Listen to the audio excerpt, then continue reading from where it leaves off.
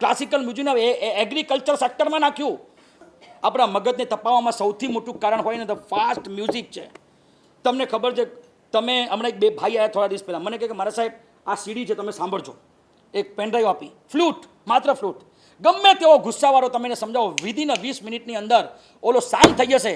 20 મિનિટમાં એને વૃંદાવનમાં જઈને ધકેલી દેશે.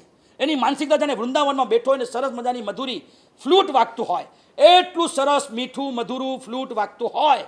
તૈયાર છે ને ફ્લૂટ? બરાબર, હું કહું ત્યારે ચાલુ કરજે. એટલું સરસ મજાનું ફ્લૂટ વાગતું હોય, એનો ગુસ્સો શાંત થઈ જાય, એકદમ શાંત થઈ જાય, એકદમ શાંત થઈ જાય.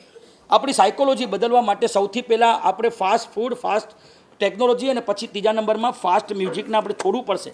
ક્લાસિકલ મ્યુઝિકનું કેટલું બધો પ્રભાવ તમને ખબર છે? હવે ક્લાસિકલ મ્યુઝિકને મેન્ટલ હેલ્થ માટે પણ વપરાય છે.